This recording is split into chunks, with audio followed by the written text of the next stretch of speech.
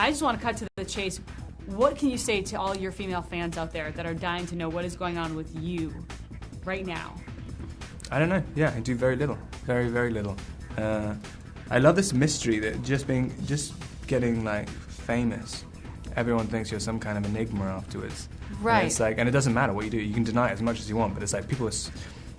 I think it's like a kind of. It's because there's no like. I guess like royalty or something anymore. Anything which has kind of got this kind of.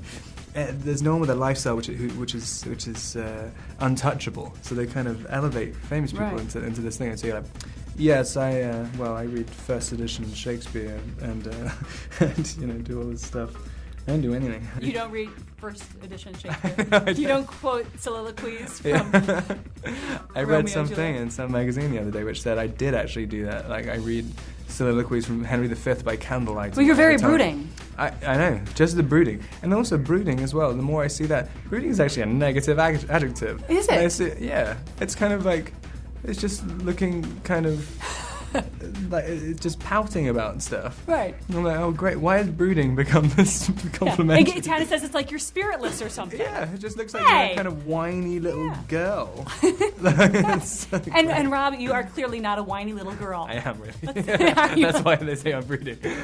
Obviously, I mean, it's hard. A while ago, I read in an article that regarding your newfound fame, you said, quote, I'm trying not to drown. I guess I'm not the type of guy cut out to do a franchise. I'm not much of a crowd person. What do you do to escape the crowd, and what do you do to deal with that intensity of the crowd that is always surrounding you when you're out and about? The best thing to do is just to kind of remain, your actual personality should always remain relatively unknown. It's difficult in this because it's a very audience-friendly series. You have to, in some ways, also because there's a lot of young people who watch it. I mean, and they're always very pleasant. So you can't just be, horrible to people unless you're really obsessed with your portrayal of yourself. But I guess yes, trying to stay as blank as possible. It's hard when people know you so well from the franchise, or what they think they know of you, but then they meet you in person, or they see you in interviews, and they want to get some insight into the real Rob. But you have to feel sort of protected too, because you don't want to take away from your character. I mean, there's very little. I mean, there's really very little to the real Rob. Yeah, that's the lucky thing. It makes it a lot easier to remain an enigma when you don't even know who you are yourself. That's an interesting statement that you just said, though. Do you still feel like you're discovering who you are? Oh yeah, Jesus! If you know who you are when you're 23, you're a complete idiot. You're just a slug. I mean, you should never know who you are, and that's the good thing about doing acting as a job. That's your job to kind of, try and mine parts of your character that you don't know about and other people don't know about. I mean, people will always have the ability to surprise themselves, I think. And if you're not surprising yourself in life, then you might as well die. Go away. What do you think from your real life have you brought to the character of Edward? I guess at the beginning, like chronic fear of commitment. I mean, that's a lot of ways what I see the stories about. The fear of commitment. I mean, it's like, I think it's a very real thing. Even if you're totally in love with someone, you're still, it's a relationship, young people relationship. It's always so.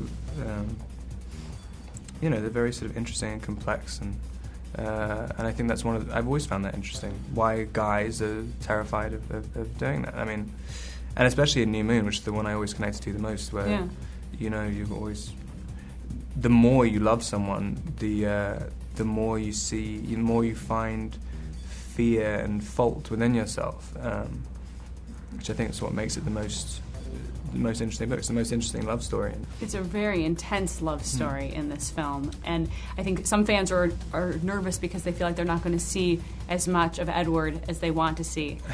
What do you say to them?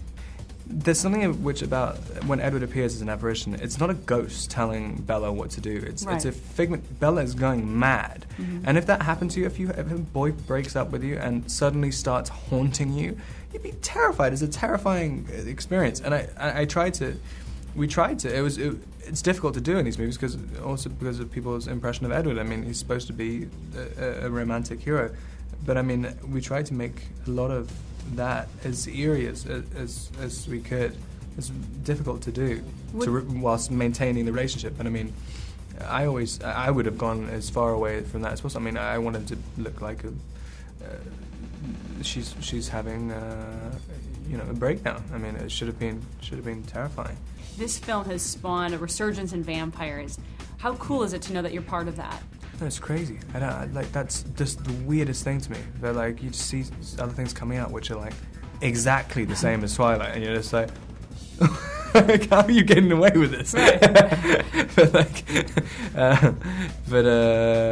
No, it's strange. Like, who knew that there was a big enough audience for like everything, and in every shape or form? That like vampires as a subject could just take such an enormous chunk out of the entertainment audience. Yeah. It's like all at the same time. The fan craziness when you just go out on your own is, aside from publicity events and things like that, but when you just want to go out and be a 23-year-old guy, it's so intense. And the paparazzi following you around is so intense. How do you deal with that? It's got to be so incredibly frustrating. Yeah, I mean, only in that I care about my career and stuff, and I care about, the future. If I just, it's very easy to say, oh, who cares, just deal with it. And like, why does it matter if you get a photo? You just live your life, and then, then just, that's the way your life is, just accept it. But I mean, it's living, you can't live your life with, like, there is no way to do it. You can't, if you have 50 cameras there, that's not living your life. That's posing for photographs. I mean, true. And also, I have a chronic problem with immediately pouting like, whenever a camera's there. You automatically put pout on? And it gets old pretty quick. I've been noticing it myself. I've got to invent some new facial expressions.